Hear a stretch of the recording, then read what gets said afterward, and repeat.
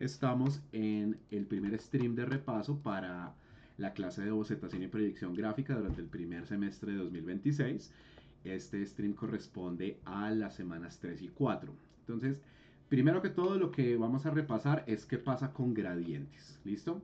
Hacer un gradiente a mano en digital es algo medio incómodo, pero de hecho es bueno que tengamos la experiencia de esto como una especie de simulación de lo análogo. ¿Qué es lo que quiero decir? Sería muy sencillo para mí en este momento tomar las herramientas puramente digitales. Algo de esto lo vamos a ver en la apertura del tercer corte. Tomar la herramienta gradiente, asegurarme que tenga los parámetros básicos y simplemente crear un gradiente perfecto que va desde 100% de negro eh, hasta 100% de blanco. Pero pues eso en términos puramente técnicos no nos enseña nada. Se puede usar como guía y como referencia, pero realmente va a ser muy difícil lograr un ¿cómo se dice? Un gradiente exacto que tenga esta apariencia. Y de hecho no se trata de eso, de lo que se trata es de lograr matices que se sientan ordenados y con eso puede ser suficiente. ¿Listo? Entonces yo tengo aquí un pincel muy texturizado, un pincel que parece como una especie de crayón. Ahorita yo no quiero distraer a nadie con fundamentos de dibujo digital, pero esos fundamentos, o sea, qué pasa con la interfaz de Photoshop, cómo se manipula un pincel, todo lo demás, eso lo vamos a hacer en clase. Si mal no estoy, igual les confirmo a esto, pero tenemos programadas las clases 12 y 13 como sesiones en Salón de Sistemas. Y como recientemente hicieron compras de inventarios nuevos de tabletas digitales, entonces la idea es que todo el mundo, sin distinción del tamaño del curso, tenga acceso al uso de esas herramientas para que se empiece a familiarizar con eso. Ahorita solamente quiero que piensen en esto como si fuera un tablero de acrílico o como si fuera una hoja de papel. Entonces, primero lo primero, si ustedes van a empezar a trabajar gradientes, no se afanen por tratar de rellenar esto. Eso a veces puede ser una cosa medio dramática, muy desafiante. Lo primero que ustedes pueden hacer es empezar a probar su herramienta por fuera. O sea, si tuviéramos, por ejemplo, un rapidógrafo, no es la herramienta más recomendable. Un bolígrafo de gel puede ser, un bolígrafo normal, mejor. Podemos probar a crear una versión en miniatura de un gradiente, como lo explicamos en clase, sobre todo en cursos que no fueron el grupo 5 que pues tuvimos una clase más bien corta la semana pasada. Nosotros podemos crear una partícula que en sí misma es una mini gradación, o un mini degradé o un mini gradiente. O sea que nosotros evitamos solo utilizar líneas equidistantes paralelas, no porque con esto no podamos trabajar, sino porque va a ser mucho más recomendable que desde cada una de esas pequeñas expresiones ya se esté creando, no necesariamente un triángulo, sino la idea de una progresión. Por ejemplo, aquí una progresión que se siente a la inversa de las demás, pero sigue siendo una progresión. Podría ser que nosotros digamos, hay un agrupamiento muy compacto de estas partículas, pero a medida que nos vamos desplazando, vamos a ir aumentando su extensión al mismo tiempo que vamos aumentando la distancia entre cada una de las líneas que integra la partícula. Y ahí también tenemos una versión en miniatura, si lo queremos decir así, de un gradiente. Ya lo que corresponde es no perder la paciencia cuando estemos acá. Recuerden que, en lo que más insistimos es que el relleno de ese gradiente tenga una apariencia uniforme. ¿Listo? Este ejercicio, yo soy el primero que lo reconoce, a nivel puramente técnico, no está pensado para que sea muy difícil, está pensado más bien para que les dé un problema y es que ustedes dialoguen con el control de calidad, que ustedes puedan observar, ¿estoy rebasando ampliamente los límites del gradiente o estoy de verdad cuidando el mínimo control de calidad del que me vienen insistiendo en clase? ¿Listo? O sea, yo siento honestamente que esto no es tan difícil de hacer desde que se preste suficiente atención, ¿vale? Entonces, volviendo a nuestras mecánicas simples, pues va a ser mucho más sencillo que nosotros hagamos un par de renglones, un par de bandas, de pronto uno solo, en lugar de ir a un ejercicio demasiado grande donde estamos moviéndonos además de extremo a extremo. Esto siempre va a ser más bien difícil de controlar, ¿listo? Entonces vamos creando ese relleno de tal manera que se perciba un cambio suficiente de matices. No tratamos de hacerlo perfecto a la primera, Sobre todo, volviendo a la simulación de materiales, esto es como si fuera un rapidógrafo.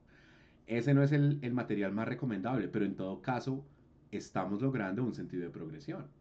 ¿Listo? Entonces esa parte, de pronto ya me han oído decirla antes, como esa idea de un gradiente no es tan difícil desde que se trabaje con paciencia, pero es que en últimas esa es la realidad de esto. Es un ejercicio necesario, nos va a enseñar mucho sobre matizados, nos va a enseñar mucho sobre cómo estamos trazando, revela mucho sobre nuestro pulso, sobre la manera como puramente física como nos acercamos al trabajo, y hay que insistir en ese ejercicio hasta que salga lo suficientemente bien.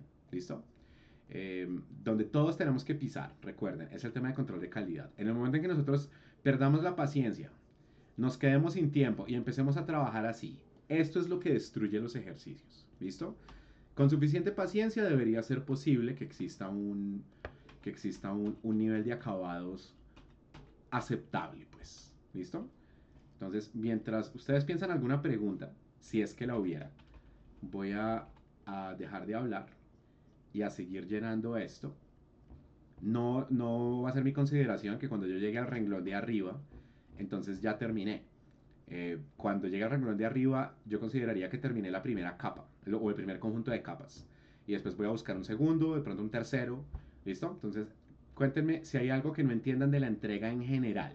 No estoy hablando de gradientes, de la entrega en general. Cuéntenme si hay algo que no entiendan o algo como para estar pendiente de qué más podemos hacer este tiempo que nos queda. Estos más o menos 40 minutos máximo para hacer media hora. ¿Listo? Entonces piensen si hay alguna inquietud que podamos ir resolviendo. Y este ejercicio que estoy haciendo yo le pongo por ahí en unos 3 minutos para estar terminado. Entonces los escucho o los leo.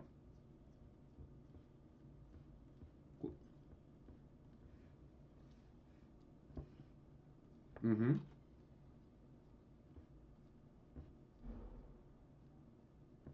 ujú. Listo, muy bien. Sí, ese tema de los mini pósters lo vamos a hacer porque ese ejercicio es como el primer paso hacia las metas más grandes que tiene la clase. Lo que está pasando en este momento es como que estamos cruzando una primera frontera. Y es cuando nosotros dijimos en la primera y segunda clase, y lo alcanzamos a recordar también en la tercera sesión, hay ejercicios que son puramente mecánicos, ustedes me han oído decir eso. Y cuando nosotros hablamos de mecánicas, estamos hablando de cómo nos movemos sobre una superficie, nada más. Eh, Nuevamente, esto seguro da pie a cierto nivel de controversia, pero yo honestamente siento que esto que estoy haciendo yo, o lo que están haciendo ustedes en sus bitácoras cuando están creando un gradiente, no es un talento, es una prueba de si nosotros podemos primero poner atención, trabajar con paciencia y si físicamente nos podemos mover como nos tenemos que mover. Cuando empezamos a hacer ejercicios compuestos, algún nivel de talento sí existe dentro de esos ejercicios. No necesariamente la mayor expresión creativa, pero sí podemos ver, además de paciencia, mecánicas básicas, lo puramente físico del dibujo. Podemos ver, por ejemplo, desde dónde obtenemos ideas, cómo gestionamos tiempo y hasta cierto punto si podemos procesar referentes. Entonces, pues ahí es donde vale la pena que pongamos harto cuidado en qué valor tienen esos mini pósters, donde incluso puede empezar a emerger algún tipo de valor estético. Eso también como les digo, no es como que ahorita vamos a emitir un gran juicio de valor respecto a eso, pero se puede empezar a percibir más o menos de dónde piensan ustedes ideas cuando se les piden que expresen de alguna manera como su... O sea, creatividad es una palabra medio extraña porque es un poco sobrevalorada, pero ya empezamos a ver un poquito de eso. Ciertamente podemos ver si una persona trabaja solo de afán, si de verdad no está entendiendo lo que estamos haciendo, o si solamente trabaja como, pues, de manera superficial el mismo tipo de ejercicio, o si de verdad intenta proponer algo. Entonces, pues ahí también creo que ese es el valor adicional que tiene ese otro, como por decirlo así, es como el valor ulterior que tiene ese ejercicio de los formatos.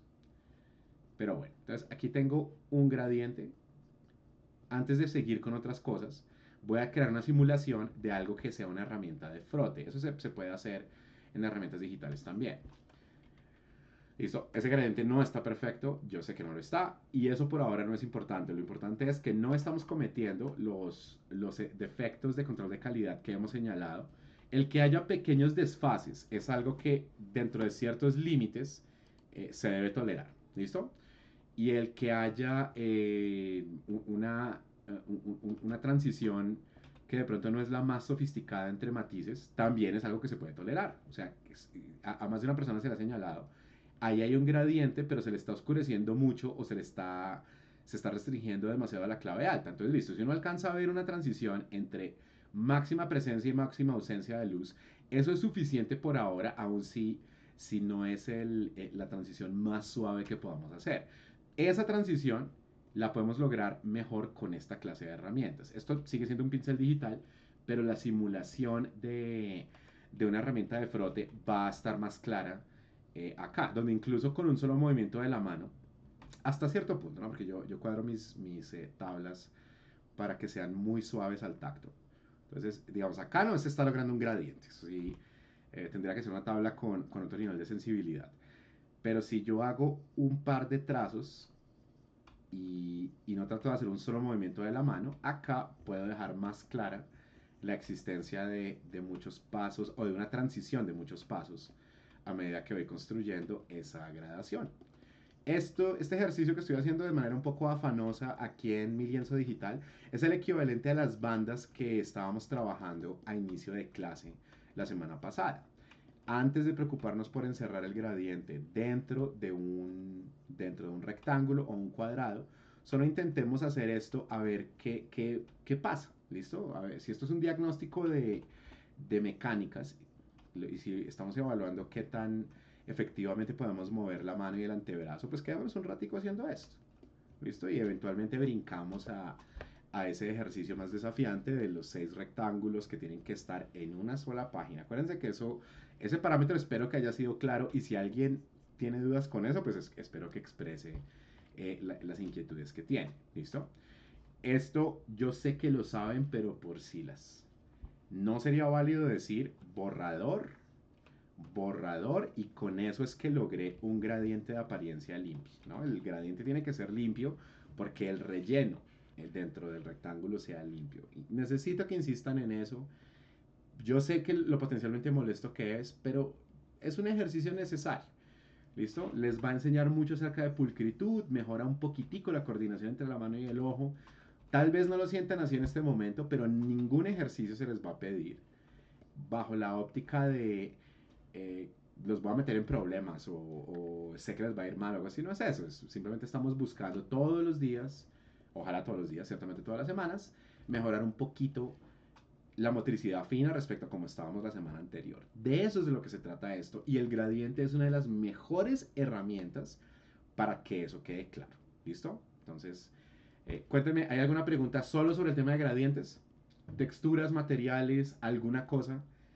Solo sobre la primera parte de la entrega. Cuéntenme si hay alguna pregunta. Si no la hay, otra vez, el emoji de OK, por favor. Sí,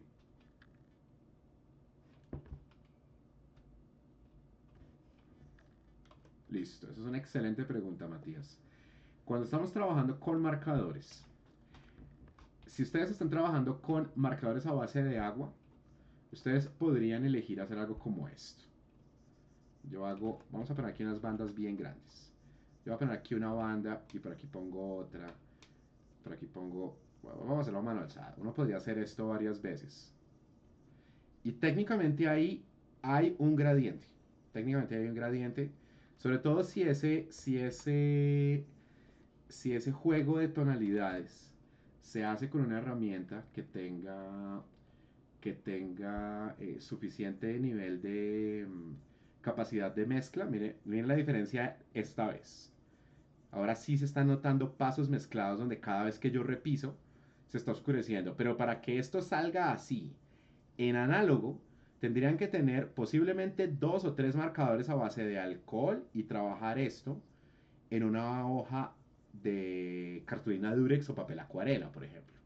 Porque fíjense cuántas veces he repisado yo acá. Podemos contar cuántas bandas hay. Si yo me detengo acá Yo puedo hacer ese ejercicio. Contemos las bandas de marcador que hemos creado. Aquí hay una, aquí hay dos, tres, cuatro, cinco, seis, siete, ocho, nueve, 10 y 11. Es imposible que un marcador a base de agua tolere tantas pasadas. Si no me creen, hagan la prueba. De hecho, en general, no me crean, sino pongan a prueba lo que se les está diciendo, porque todo se dice con un énfasis práctico. Ustedes van a poder hacer de pronto tres pases donde ustedes perciban que hay un cambio, ni siquiera significativo, un cambio notable de tonalidad antes de que pasen dos cosas. Que se acumule pigmento sin que haya cambio de tonalidad. Y dos, peor todavía, se va a dañar la fibra del papel. Con 11 pasadas no hay posibilidad de que sobreviva una hoja de papel bond o de un papel similar al de las bitácoras de ustedes, no importa lo grueso que sea. Entonces ahí es donde uno dice, bueno, ¿qué hacemos con esos materiales? O podemos desistir de esta clase de transición tonal, que igual, o sea, es relativamente suave, pero igual, fíjense, sobre todo viendo esto como miniatura, esa no es una transición suave de clave baja a clave alta. Es posible que si ustedes dicen, yo tengo, qué sé yo, un marcador Curecolor a base de alcohol o alguna cosa así, ¿será que con eso logro toda la escala tonal? Tendrían que probar. Con un marcador negro o con un gris oscuro no lo van a lograr. Si tienen suficientes variaciones tonales, tal vez. Pero la idea no es que nadie sienta que lo mandamos a comprar unos marcadores caros y solo entonces logran esas transiciones. No, tomémoslo por el lado práctico que pretendemos darle a la clase. Imaginémonos que esto es un marcador de bisel. Vamos a cambiar las condiciones con las cuales se aplica. Vamos a hacer aquí cambios que de nuevo yo no los voy a discutir ahorita porque no corresponden. Pero simulemos que tenemos acá como un Sharpie muy grueso y queremos crear bandas de gradientes. Pues pensemos en texturas. Bandas de tinta que gradualmente, incluso aquí va a hacer otro cambio, que van a seguir siendo anchas. Entonces, ¿qué opción tengo yo? Distancia y tamaño de las líneas. No tengo más alternativa. No tengo más alternativa. Solo con esto puedo lograr, Matías y grupo, una transición. Y mire, tengo que saber parar. Y esa es la gracia de los marcadores a base de agua, no solamente del marcador negro. Lo obligan a uno, si uno los usa como se tienen que usar, a reflexionar sobre qué espacio están llenando los materiales. ¿Listo? Para la naturaleza de cómo lo ajusté. O sea, mire, voy a trazar lo más suave que pueda. Y así me está quedando la línea. La razón de esto se las explico en unas semanas cuando estemos viendo Introducción a Photoshop. Pero el caso es que acá con esta simulación de este casi que un rodillo de tinta, me tengo que obligar a replantear mis mecánicas de trabajo. Estoy siendo muy exagerado acá, porque la verdad sea dicha, es más probable que un marcador de bisel funcione de esta manera. Suave, un poquito más fuerte, un poquito más fuerte. Y siendo así, pues yo tengo la posibilidad de acumular esas partículas de manera un poquito más coherente y de liberar esas partículas de una manera más tranquila y un poco más suave. De pronto lo que estoy diciendo suena rarísimo porque no han probado un marcador todavía, pero lo que quiero decir es que la punta del marcador va a permitir y va a tener un cierto nivel de tolerancia con no tanto presión de la mano, eso no va a contar, con la rotación que ustedes hagan de la punta. O sea, la punta de bisel de su marcador, ustedes la van a poder utilizar no solamente como este plano, sino van a poder girar parcialmente esa punta. ¿Listo? Y a medida que ustedes van girando esa punta, no solamente, ustedes creo que me pueden ver en la webcam, no se trata solamente de cómo ustedes giren el marcador sobre el mismo eje, sino sobre los tres ejes. Entonces uno puede ver que uno puede dibujar más con esta parte o uno puede dibujar solamente con el talón o con la punta del marcador hasta lograr respetar claves altas. Pero Matías y grupo, la clave con el manejo de tintas, esto aplica desde bolígrafo hasta el marcador más grueso. Piensen en textura, no en frote.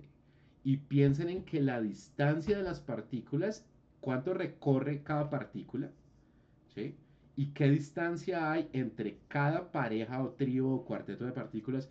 Eso es lo que es capital. No es que si yo hago el tachado hasta que me salga bien, eso no les va a funcionar. Es un ejercicio más como de piénsese su textura y hágale pruebas. Fíjense, el TLDR de todo lo que estamos diciendo es, hay que hacer esto, hay que hacer esto, hay que hacer esto, hay que hacer esto. Diagnosticar antes de ir acá. Esa es la esencia del ejercicio para que salga bien. Hay que foguearlo un poco antes de hacer la versión entre comillas final de los gradientes. Más preguntas sobre este tema antes de pasar a los mini pósters y a repaso de formatos.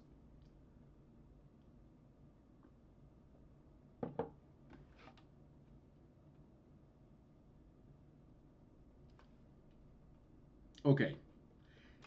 Sí, y esa pregunta es interesante, Gabriel, pero ahí yo tengo que hacer una aclaración y es que hay ciertas texturas con las que nosotros no vamos a lidiar. Por ejemplo, si alguien se quisiera meter ahorita con una textura de materiales, como que diga, es que mediante una combinación e interacción de líneas curvas quiero crear una simulación de madera.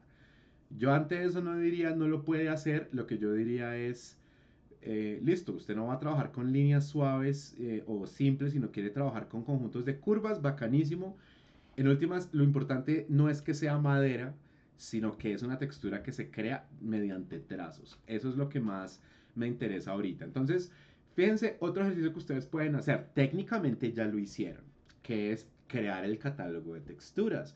Pero es posible que ustedes digan, bueno, de ese catálogo yo tengo, por ejemplo, esto.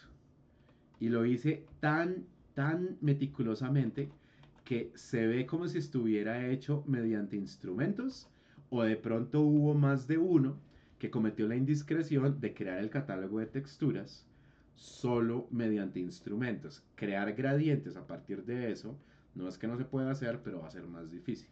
Entonces uno podría decir, oye, ustedes ya probaron texturas, pues ustedes deberían saber cuál van a usar, pero eso en realidad no funciona así. Eh, yo diría, denle una mirada a sus secuencias de tonos, los que crearon o sea, para ahorita, los ejercicios donde hay transiciones tonales, pero mediante tonos planos. Uno podría decir, tómese por lo menos dos de esas texturas y con esas resuelva un gradiente, de pronto uno en tinta y otro en lápiz. Y ya ahí pueden estar resolviendo dos gradientes más un gradiente de frote en grafito, ahí habría otro. Un gradiente de frote, o sea, no de textura, sino solo de matices suaves con lápiz, pero con lápiz azul, por ejemplo. Ahí ya habría cuatro gradientes. Pero en todo caso, puede darse la situación donde ustedes digan, ole, no sé cómo manejar estas texturas, pues háganse una pruebita por fuera, donde uno diga, por ejemplo, ¿cuántas texturas sé hacer yo si esto es el inventario que me dan? Uno, 2, 3, 4, 5, máximo 6.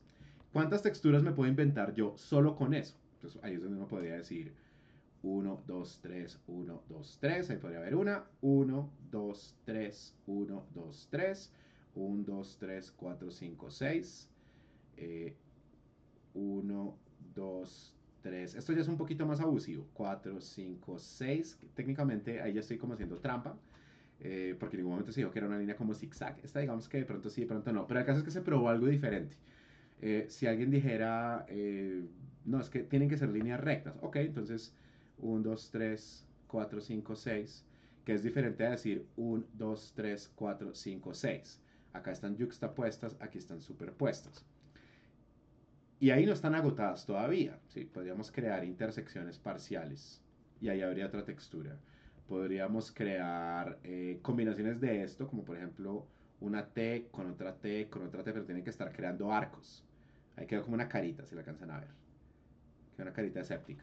El caso es que ustedes tienen derecho a probar las texturas que les gusten y que les llamen la atención, entendiendo una cosa, hay un solo tipo de textura que no quiero que usen. No estoy hablando de madera o piedra o lo que sea, no es eso. Sino es un tipo de mecánica que ahorita no nos sirve. Aún si les queda bonito, no quiero que lo usen. Y es esto. Ustedes hacen un puntico, y hacen otro puntico, y hacen otro puntico, y luego toman un borrado, un marcador, por ejemplo, y rellenan, y rellenan, y rellenan.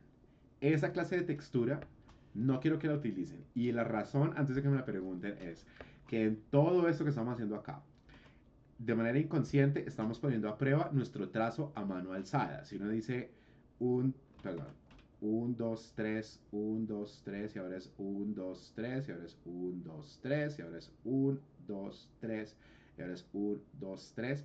Aún de manera muy rudimentaria, aquí no solo se está intentando crear un gradiente, sino se están trazando de manera específica unas líneas que tienen que tener cierto límite, ¿listo? O sea, esto es diferente a hacer el tachado así como de buenas a primeras, como de apariencia más ramplona.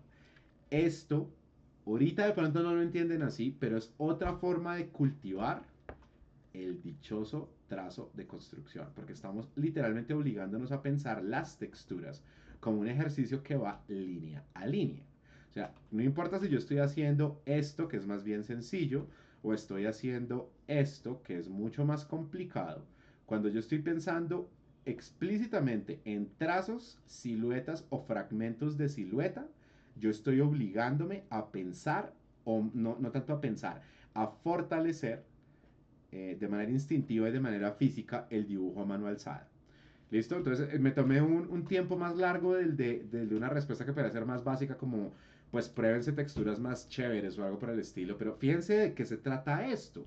No, la gracia no es qué tan bonita es mi textura, así como la gracia no es qué tan lindo me quedó el gradiente, eso es secundario. Lo que estamos nosotros haciendo es metiendo cada vez más monedas y de denominación más alta en la gigantesca alcancía que se llama dibujo a mano alzada.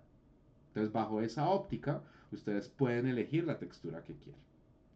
Confírmeme con emoji si estamos en el mismo renglón en lo que se refiere a gradientes. Por favor. Listo. Hablemos de formatos y de esos mini pósters.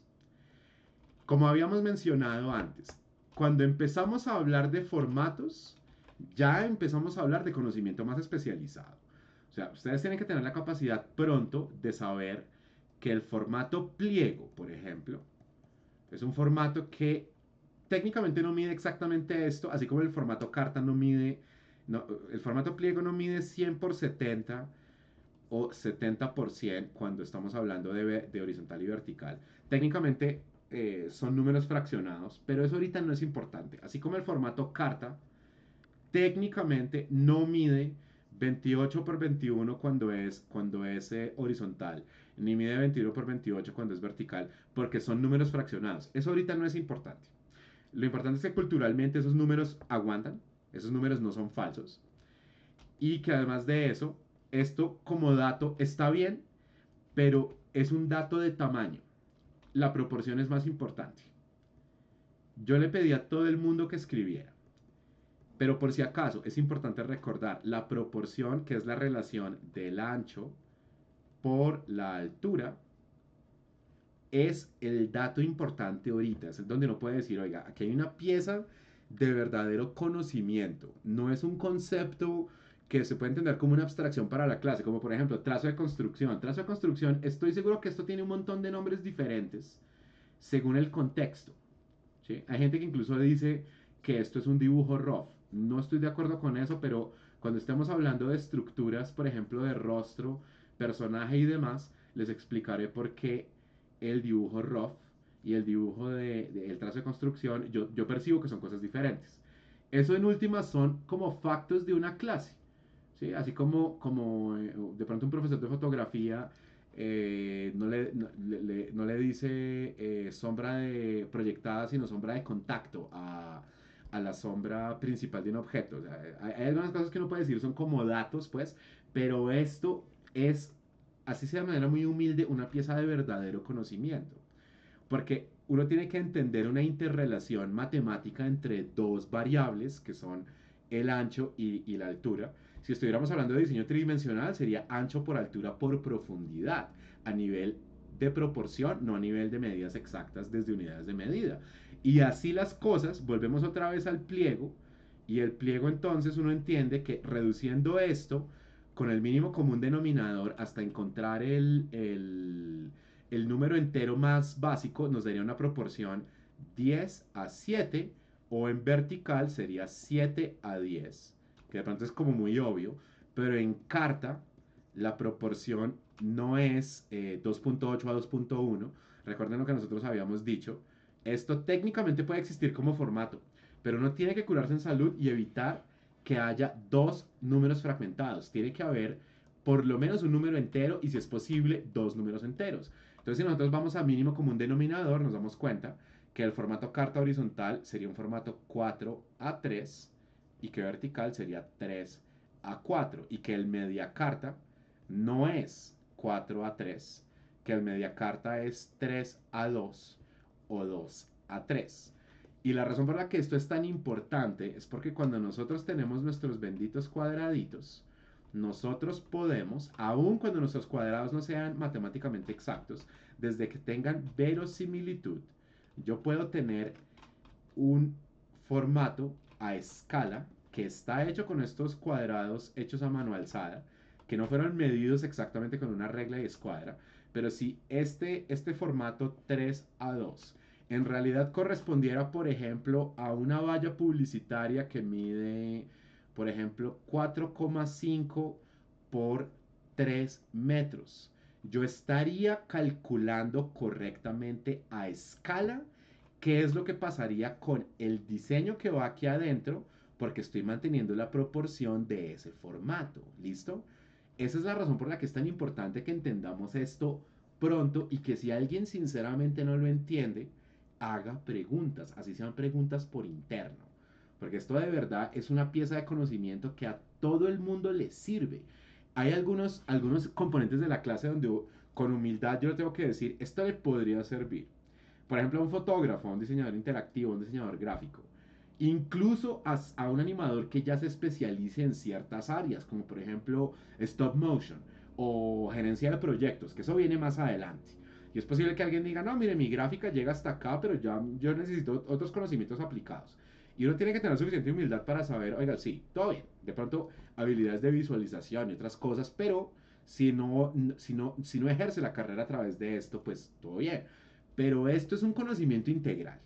Esto es absolutamente integral. Esto es como saber cómo gestionar un archivo para que se imprima correctamente. Eso es un conocimiento universal que todo el que pertenezca a artes aplicadas necesita, no puede, necesita tener. Entonces, por eso es que es importante que desde ya ponchen bien esto, que no les vaya a ocurrir que ustedes digan 2 a 3. Entonces el 2 a 3 les sale así. Eso no funciona, ¿listo? Y no tiene que ver con estética, tiene que ver con la precisión de nuestro trabajo a escala, ¿listo? Otro asunto que ya tiene que ver más con mecánicas de clase es qué valor tienen los mini posters, si los vamos a llamar así, para medir nuestras mecánicas de clase, ¿listo? Porque yo puedo decir un cuadradito, otra vez, pues no lo estoy dibujando técnicamente a mano alzada porque las líneas me están saliendo rectas, porque son líneas de Photoshop, pero es un cuadrado que yo no estoy midiendo y en realidad se siente más rectangular. Pero listo, yo tengo por ejemplo, primera fila de cuadraditos. Entonces tengo aquí 3. Y ahora tengo mis columnas de cuadraditos. Tengo acá, por ejemplo... Ah, qué tonto. Dupliqué capas. Ya, listo. Tengo aquí mis columnas de cuadraditos. Entonces aquí tengo 3 a 2. Aquí tengo 3 a 4, pero no, yo no quiero ese formato, yo quiero un formato que justifique, o ni siquiera, simplemente quiero otro formato, quiero un formato 3 a 5. Recuerden que, por ejemplo, el formato 3 a 6 no existe, lo que existe es el formato 1 a 2, porque siempre hablamos de ir al mínimo común denominador que nos permita tener, idealmente, dos números enteros, ¿listo? Entonces, por ejemplo, 10 a 4, esto no existe. Lo que existe es 5 a 2. 3 a 6 no existe. Lo que existe es 1 a 2. No existe 12 a 6. Lo que existe es 2 a 1, etcétera, etcétera. ¿Vale? Eso además va a hacer que su trabajo sea más fácil porque no van a tener que dibujar un pocotón de cuadraditos, sino solo van a tener que dibujar en esta primera entrega tantos como necesiten para que este ejercicio salga bien. Y desde ahí ya uno se da cuenta. Yo lo trazo así, que incluso acá me está quedando más oscuro de lo que me debería quedar, o por el contrario, yo lo trazo todo así. De tal manera que esa cuadrícula queda tan pesada visualmente que realmente se va a tragar el diseño. ¿Listo? Ahí es donde tenemos que tener cuidado con ese asunto. Aquí yo voy a hacer una trampita. Voy a cambiarle la tonalidad a esos cuadraditos para que queden tan suaves como tendrían que dibujarlos. Porque recuerden, ¿qué pasa con esos ejercicios compuestos? Es un ejercicio compuesto por virtud de que no es una sola cosa, son varias mecánicas que se tienen que integrar. Recapitulémoslas muy rápido y como siempre mis disculpas por escribir feo. Lo primero es el formato. Ustedes escriben un formato que luego grafican. ¿Listo? Lo segundo, las divisiones asimétricas. Los ejemplos que dimos en clase eran ejemplos de divisiones ortogonales donde solo una línea separaba el formato. ¿Eso qué quiere decir? Que ustedes pueden decidir acá, yo quiero que mi formato tenga esta división. Entonces aquí hay un quinto y aquí hay 4/5. Ok, eso sería perfectamente válido, pero también lo es que ustedes digan, yo quiero jugar más con asimetrías, de tal suerte que pase algo como esto. Y que lo que tenga sea esta área versus esta otra área. Eso es perfectamente válido también. Lo tercero, necesitamos el objeto que aparece en el centro de la imagen. La razón por la que ese objeto aparece en el centro de la imagen es porque todavía no hemos hablado de normas de composición, como por ejemplo el uso de retículas, el uso de puntos focales. Eso es literalmente lo que vamos a estudiar el miércoles y jueves de esta semana. Entonces, no quiero presuponer que saben cosas tan complejas como fundamentos de composición, que generalmente no se los enseñan. Y además de eso, si alguien sabe de eso, pues listo, puede usar ese conocimiento, pero por ahora, que nosotros tengamos un objeto dentro de un área central va a ser más que suficiente para estos mini pósters. Fíjense que acá también está ocurriendo el control de la jerarquía de línea. Es como si yo tuviera un lápiz azul suave, un lápiz naranja un poquito más oscuro, y ahora puedo entrar, por ejemplo, con tinta negra o con lápiz grafito o lo que sea que yo quiera usar, entre comillas, a finalizar el ejercicio, que finalizar corresponde a la cuarta parte. La distribución, aquí se lo voy a escribir completo sin abreviaturas, la distribución de tonos, pero aquí también hay algo que vale la pena recordar. Técnicamente no aparece en la guía, debería ser intuitivo, pero digámoslo para que nadie se vaya a confundir. No solo vamos a distribuir tonos, vamos a distribuir también calibres de línea. Cuando ustedes oigan el concepto de calibre de línea, de lo que se está hablando es del grosor de la línea. Pero cuando uno habla de calibre, también está hablando de la huella que crea esa línea. ¿Eso qué quiere decir? Si ustedes hacen una línea con un lápiz graso, esa línea va a ser de grosores diferentes y va a tener una apariencia diferente a la línea que tendría, por ejemplo, un rapidógrafo 005. Eso suena súper obvio, pero no es completamente intuitivo que, por ejemplo, si alguien quiere empezar a trabajar con rapidógrafo, es totalmente válido que haya una línea que es más suave y otra línea que es más fuerte. O sea, uno diría, sí, claro, eso es jerarquía de línea, pero no todo el mundo entiende eso. Estoy seguro que a más de uno de los que están presentes ya les ha ocurrido que todo les queda del mismo grosor. Estoy hablando del fondo, las figuras del primer plano, lo que está lejos, lo que está cerca. Entonces también, por eso es que hablamos de distribuir calibres de línea. Es algo que si hacemos conciencia de esa, ¿cómo se llama? De esa cualidad, los ejercicios ganan un poquitico más de complejidad y se ven más interesantes. Pero igual, dibujemos en lugar de solo hablar, utilizando calibres de línea variables. Yo puedo decir, por ejemplo, este cilindro va a tener una línea relativamente gruesa, pero que igual está construida con trazo de construcción, valga la redundancia. Recuerden, si ustedes están usando un Sharpie o están usando un marcador a base de agua o un plumón a base de agua, que sería más recomendable para líneas gruesas, la idea no es que de repente entonces hagan así y luego hagan así.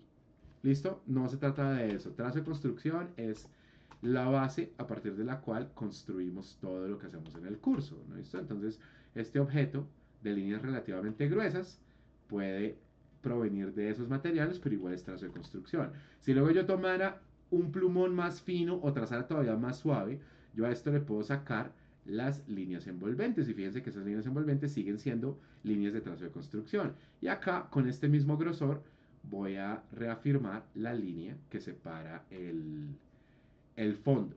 Entonces fíjense que estoy estableciendo una jerarquía de línea cuando yo digo solamente la línea naranja atraviesa el objeto, pero yo no voy a atravesar el objeto con una línea negra porque el objeto no es translúcido, es sólido. ¿Listo? Y ahora yo podría decir, acostúmbrense a hacer esto, pero pilas, no es como una almendra toda rara de la cual salen como rayos del sol. Lo digo porque algunas personas empiezan a graficar así. Esto es una indicación, es una acotación escénica. ¿Listo? No es nada a nivel estético ni de acabados. Es un óvalo más una flechita y eso es más que suficiente. ¿Listo? Entonces, simulando que yo tengo un marcador de bisel, yo podría venir acá y decir, pille, le voy a reservar a esto la dichosa luz de rebote, utilizo la longitudinal envolvente o envolvente longitudinal como la pauta para saber dónde hay luz y dónde hay sombra, y ahora creo o bien un bloque de tinta o creo un gradiente que efectivamente es una clave baja muy muy oscura. Cualquiera de los dos sirve. Y ahí tengo mi objeto, pero todavía no he terminado. Yo tengo que establecer si esto es un trabajo que voy a hacer con múltiples herramientas o con una sola. Entonces simulamos que, por ejemplo, aquí tenemos un rapidógrafo y con ese rapidógrafo entonces yo voy a entrar a primero reafirmar el rectángulo, porque no quiero que la línea de contorno del mini póster sea una línea clarita azul. Y segundo, voy a simular aquí que estamos aplicando una textura, pero pues esa textura, para seguir hablando de distribución de tonos, podría ser una clave alta o una clave media, podría ser un gradiente, puede ser un tono plano. Ustedes son quienes deciden qué es lo que va a pasar con cada uno de esos trabajos. Pero de acuerdo a la pregunta que hacía Juliana, la idea de distribuir tonos es decidir de qué manera vamos a hacer un relleno en diferentes áreas de este póster. Pónganle mucho cuidado a esto. Tomando una primera decisión creativa y es dónde va a haber más extremos de luz, dónde va a haber más extremos de sombra, dónde hay niveles intermedios de sombra o de luz, dónde hay áreas más enfáticas de sombra.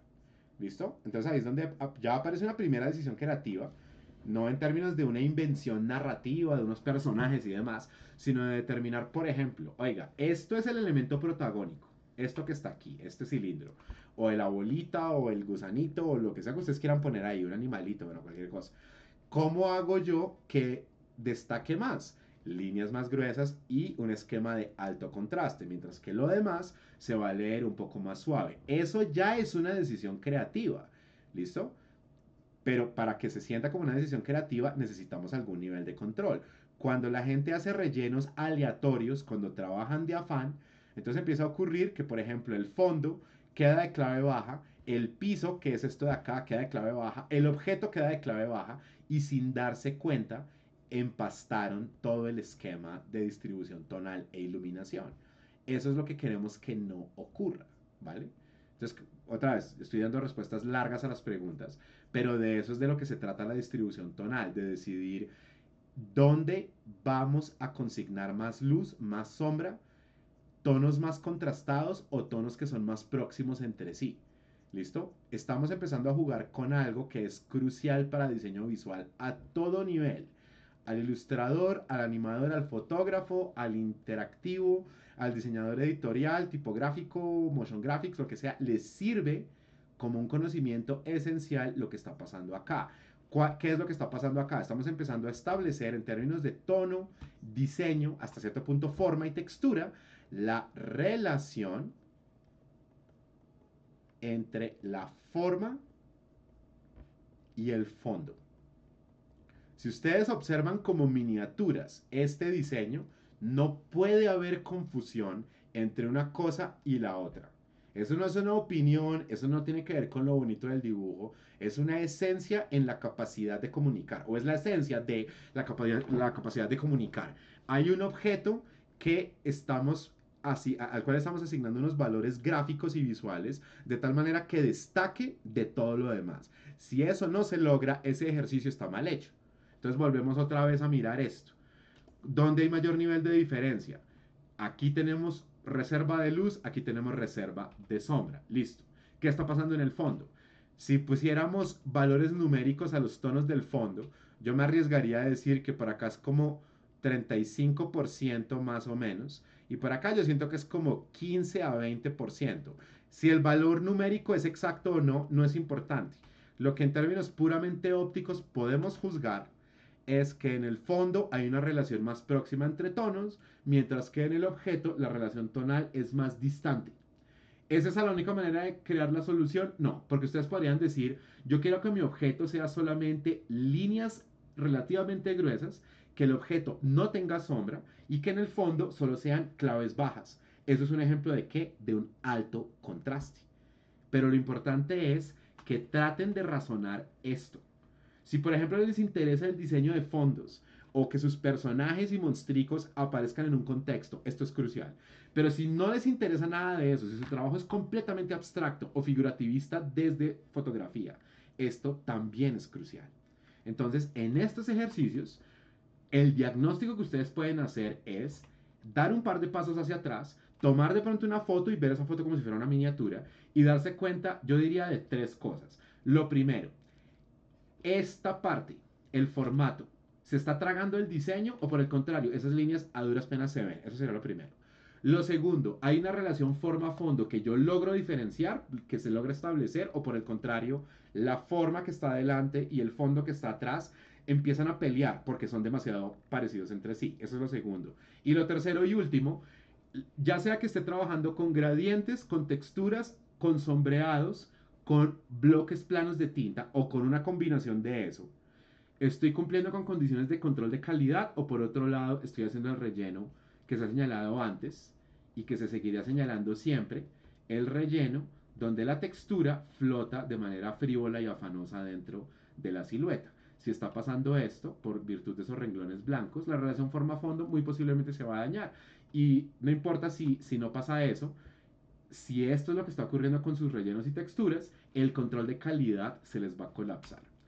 Estas cosas, esto que estoy señalando yo acá, los pecadillos de la bocetación, acuérdense, eso es completamente tolerable. De hecho, cuando uno está explorando dibujo a mano alzada y ese dibujo es dinámico sin ser afanoso, es completamente esperable que pasen este tipo de cosas. Desde que la lectura del todo tenga integridad, están dibujando bien. Eso es diferente a hacer esto. La línea peinada docenas de veces hasta que se destruye la lectura de una silueta, líneas que van para cualquier lado, formas que no se reconocen, o peor, en mi opinión, porque por lo menos aquí está el intento de crear combinaciones de líneas. Peor todavía, cuando, sobre todo con curvas, les pasa algo como esto. Entonces aquí queda como una especie de papita, por aquí queda una línea chueca, o peor, una línea recta que hacen solamente con una escuadra. Y por acá queda otra línea, y esto pues realmente a nivel de perspectiva no funciona, a nivel de dinámicas de clase no funciona tampoco, ¿vale?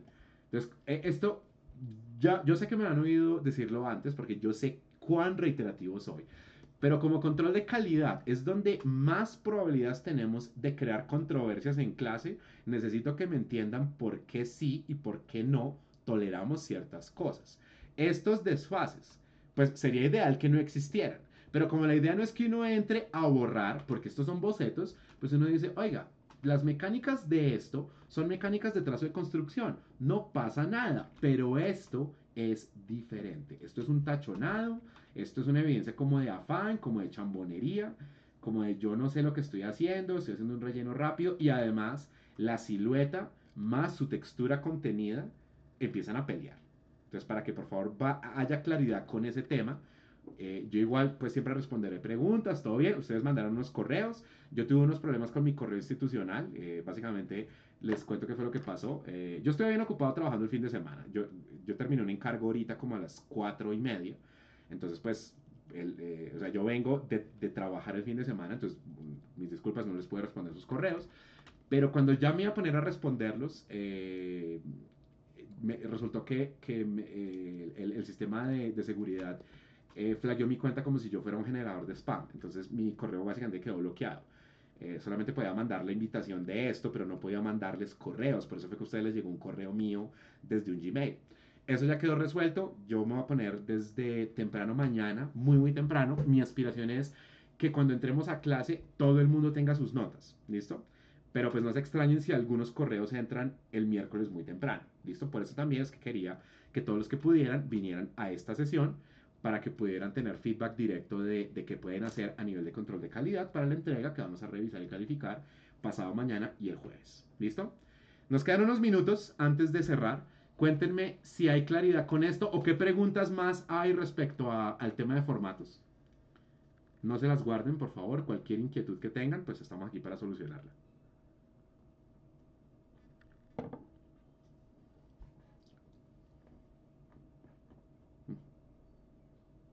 Totalmente, totalmente. O sea, recuerden, yo sé que yo lo digo, pero quiero que ustedes empiecen como a sentir qué significa mezclar materiales. Culturalmente, uno entiende de dónde viene el que algunos estudiantes digan, esto se ve feo si yo lo hago. Por ejemplo, yo no puedo usar grafito con marcador. Eso no es así, pero culturalmente como que hay ciertas como barreras entre materiales. Yo siento que entre líquido y seco y entre colorido y grisáceo como que se establecen unas fronteras y la gente viene con la preconcepción de que no se pueden mezclar.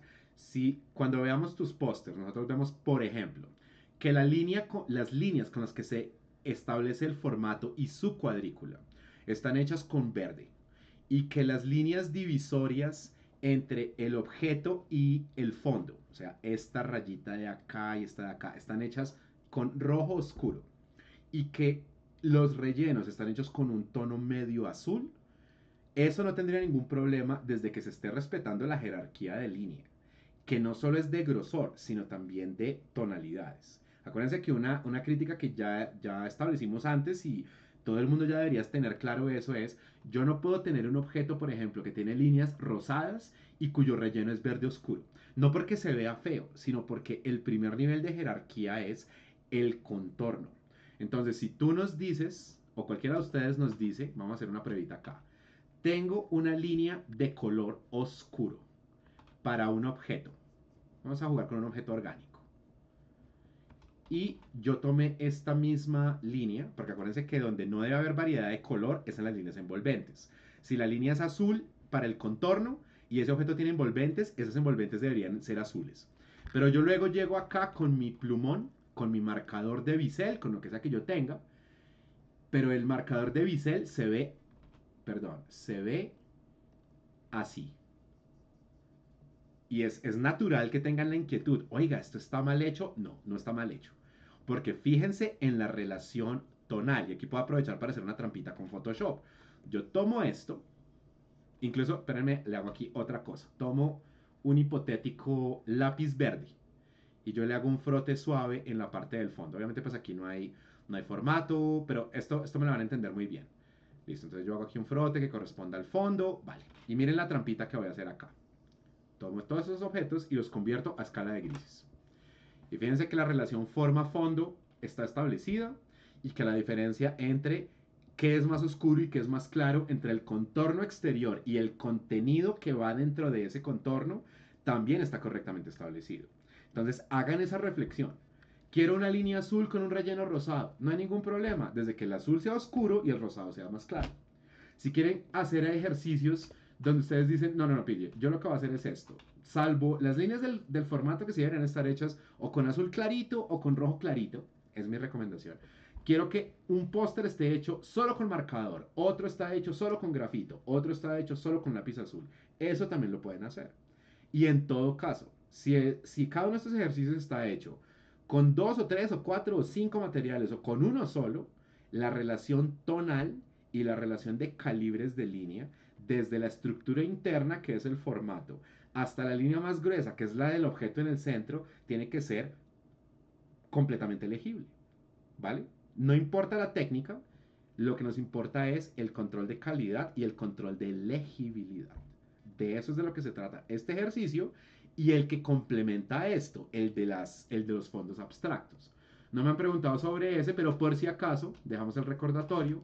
En esos ejercicios de formas abstractas, vamos a hacer aquí una cosa, como para enriquecer esto y no repetir formatos. Voy a tomar este de acá y lo voy a duplicar para que tenga otra proporción. Entonces esta vez no va a ser 3 a 5, sino que va a ser un formato 5 a 3. Y recuerden que en estos ejercicios lo que ustedes van a hacer es que aquí en todo caso existe una relación forma-fondo, porque técnicamente en cualquier diseño visual esa relación existe.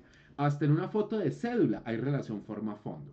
Pero lo que yo hago acá es que no me voy a preocupar por un objeto central que está diferenciado de un fondo. Lo que me interesa es cómo voy a segmentar el espacio del formato.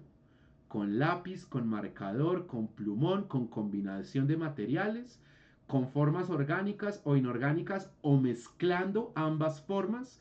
Lo único que me interesa es pensar en patrones. ¿Y qué son los patrones en términos de este ejercicio? La repetición de al menos una forma. ¿Listo? Si sus formas todas son distintas una de otra, ese es el ejemplo proverbial de un patrón orgánico. Si sus formas consisten en una sola forma geométrica, perdón, si su patrón consiste en una sola forma geométrica que se repite de manera regularizada, ese sería el ejemplo proverbial, el más elemental de todos, de un patrón inorgánico, y cualquiera de los dos nos sirve. ¿Listo? Cualquiera de los dos nos sirve. Aquí otra vez, para no demorarlos mucho, voy a hacer una trampita digital, voy a hacer un relleno más bien automático. Entonces, lo que no podemos hacer es equivocarnos con temas de control de calidad, tenemos que cuidar los calibres de línea, bueno, todas esas cosas que se están hablando, y no podemos dejar estos ejercicios, por decirlo así, vacíos. Tenemos que decidir de qué manera se van a asignar tonalidades. Entonces, Sara y el resto del grupo, si yo eligiera hacer, por ejemplo, esto, ahí tendríamos un problema. Fíjense cómo unas líneas más claras están de repente siendo mordisqueadas por un relleno más oscuro. Pero si yo entro aquí a decir, no, no, no, espéreme, lo que yo quiero es un tono medio. O de pronto quiero un gradiente. Eso estaría perfectamente bien. ¿Listo? Ahora, aquí pues a nivel de técnica digital si hay algo que no se ve también, pero eso tiene que ver con la elección de pinceles que yo hice. Entonces pues aquí voy a otra vez hacer como una trampita, vuelvo a sacar mi área de selección, tomo por ejemplo un tono alto, un tono alto que no tiene que ser gris, por ejemplo el marcador a base de agua, y uno dice, ok, listo, ahí tenemos un patrón inorgánico, perdón, un patrón orgánico, donde estamos creando una interacción entre clave media y blanco. Eso sería un ejemplo de qué? De alto contraste. ¿Listo? Eso es un ejemplo de alto contraste y eso es perfectamente válido. Y si eso está hecho con múltiples materiales o con uno solo, de nuevo, recuerden las tres funciones de estos ejercicios, que nos permitan legibilidad en la relación forma-fondo, que nos permitan entender jerarquía de línea y que nos permitan entender control de calidad. Y si eso se logra, trabajen como ustedes quieran y nada, eso sale bien. ¿Qué otra pregunta hay?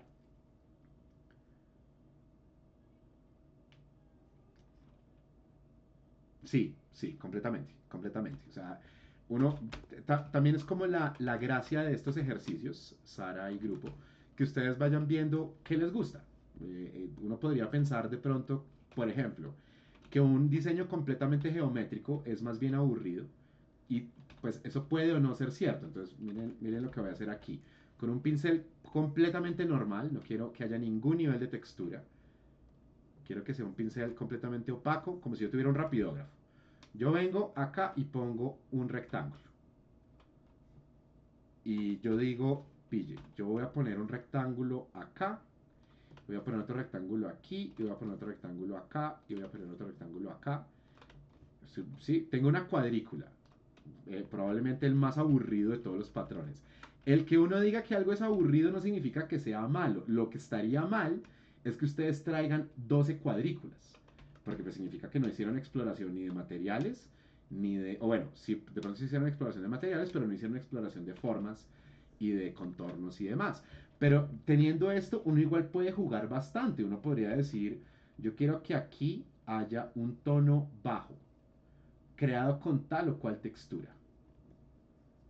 Pero ahora me interesa que en otro de estos cuadraditos, de pronto pensados de manera intercalada, por ejemplo acá, quiero utilizar un rapidógrafo muy delgadito para usar otro tipo de textura.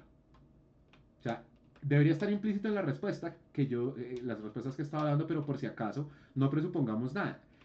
¿Se pueden mezclar texturas? Sí, se pueden mezclar texturas.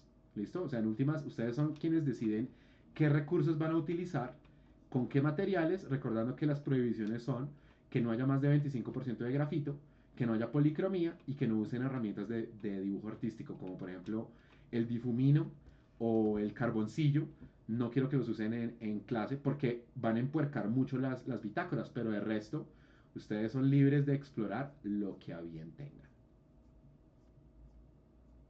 ¿Vale?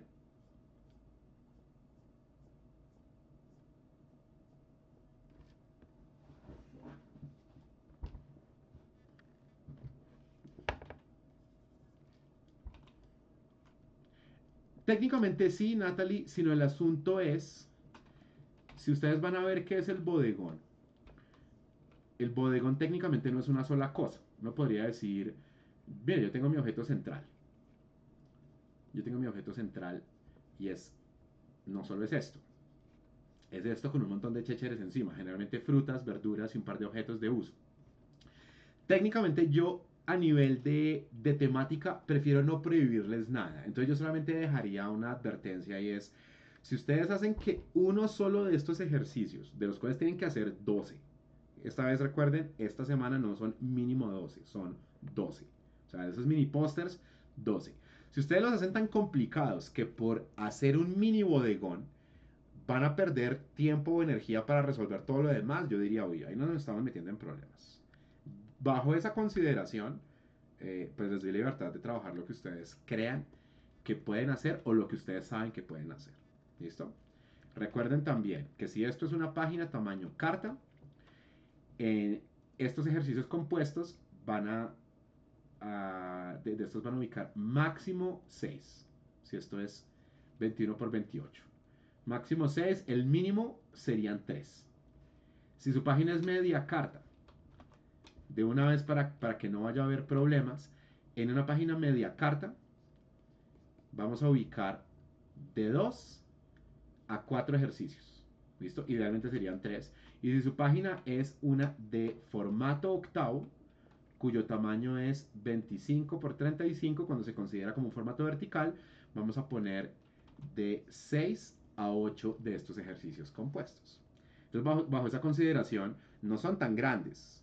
¿Listo? Y al no ser tan grandes, de pronto nos ponemos excesivamente cositeros a rellenar como bodegones realistas, por ejemplo. Pero en últimas, yo lo que nunca quiero limitar es qué tan ambicioso es el ejercicio de un estudiante, entonces tengan en cuenta sus tiempos, tengan en cuenta sus materiales, la complejidad y diversidad que se pide en esta entrega y desde esa óptica damos completa libertad.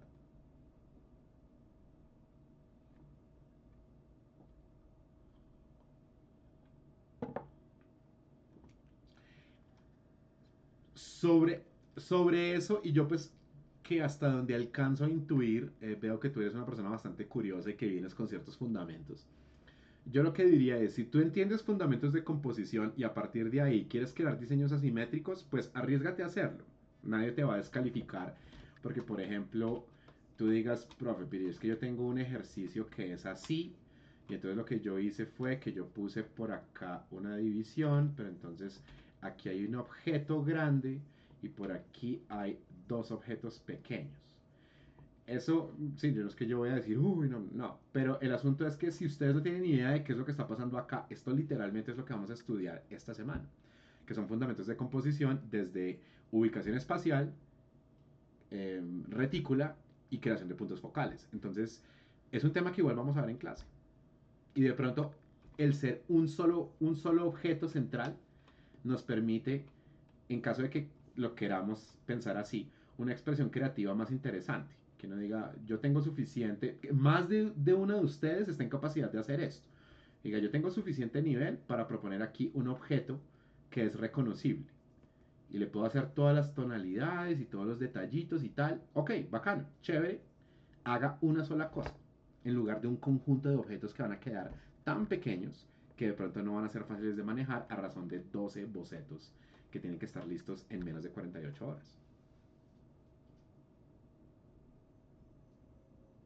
Cuéntame si hay más preguntas. Cuénteme. Ujú.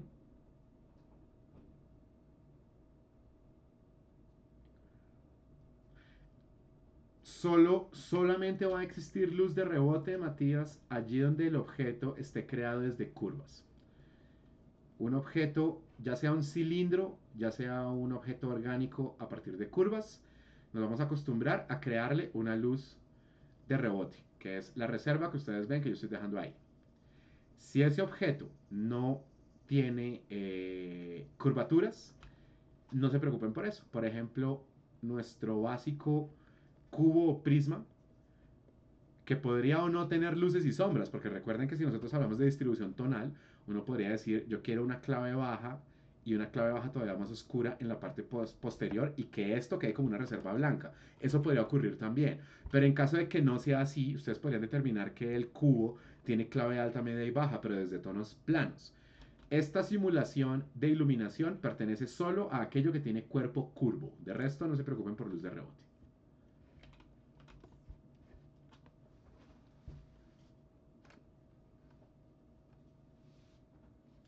Uh -huh.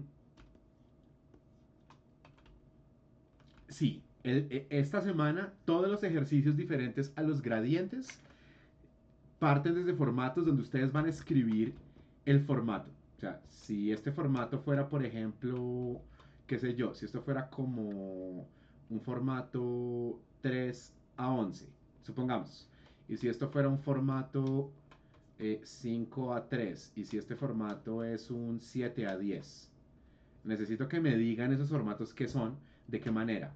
Aparece esto y vemos los cuadrados que integran ese formato. Ese es otro ejercicio medio harto. Y eventualmente a la vista ustedes van a poder crear sus propios formatos sin mayor problema. Pero esta semana necesito ver los cuadraditos. Y los cuadraditos están dibujados lo más suave que los puedan dibujar para que les puedan dibujar encima sin que se sienta el conflicto entre la cuadrícula interior y el diseño que está por encima.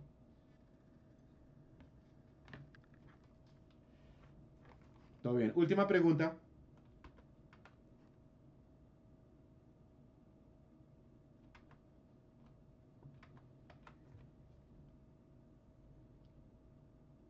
Vamos con la última pregunta a la una. Última pregunta a las dos. Última pregunta a las 3.